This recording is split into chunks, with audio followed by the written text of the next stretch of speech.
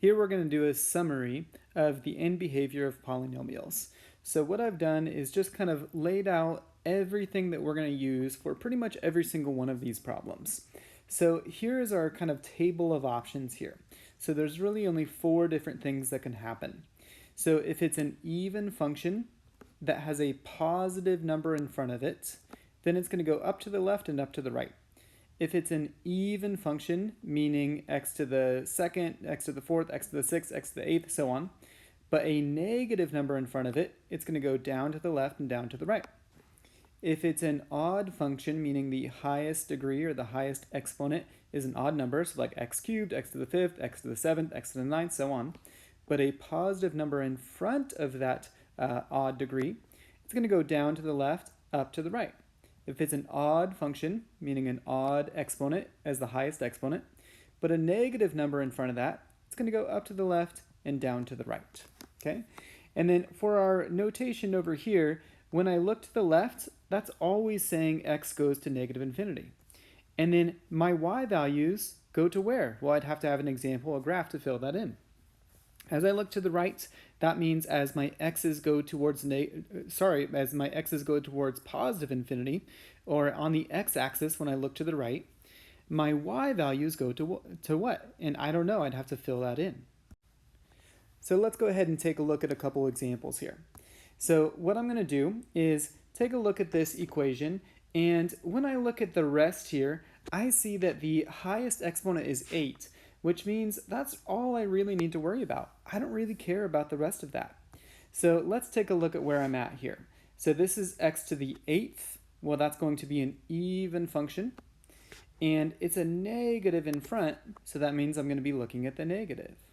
So that means it's going to follow this behavior right here. So that means that it's going to go down to the left and also down to the right. Okay?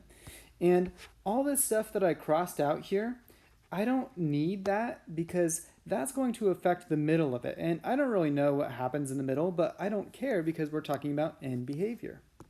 Okay, so now I have everything I need. I know that when I look to the left, it goes down. Okay, so let's see here. So as I look left, or on the x-axis as I go to the negatives, well, what happens to the y? Well, what is happening to my y values here? It's going down. So then that means that I'm going to go ahead and fill that in there, and then this is going to be my f of x. My f of x is going down towards negative infinity. Okay? Okay, let's go ahead and look to the right here. So as I look to the right,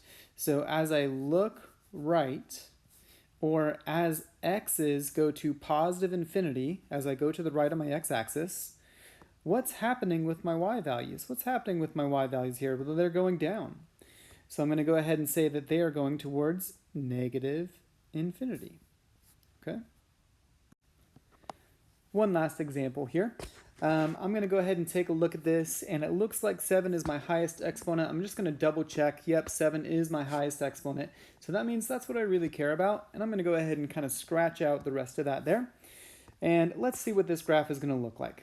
So since my highest exponent is 7, that means 7 is an odd number, so it's going to be an odd function. And when I look at the number in front, well, it's just like a positive 4. So it's a positive number in front, which means it's going to be positive here. And now I have my matching end behavior. So I know that my end behavior is going to be down to the left and up to the right. And all that stuff that I scratched out over here would describe what happens in the middle, but I don't really care what happens in the middle because I'm talking about the end behavior. So anything could happen in the middle. It doesn't really matter to me.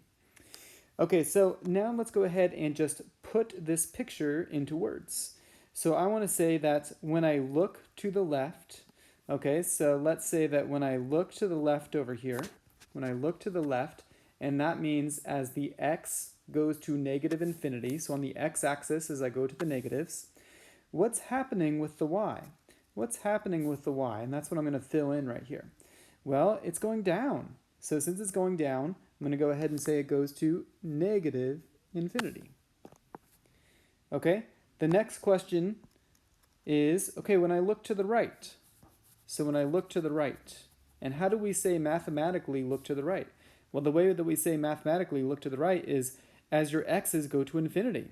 So on your x-axis, go towards the positives. And now the question we want to answer is, okay, so I look right. Well, what's happening on the right? Is it going up or going down? Well, it's going up. So I'm going to say that as I look to the right, the f of x's are going up. So they're going to the positives, they're going to infinity.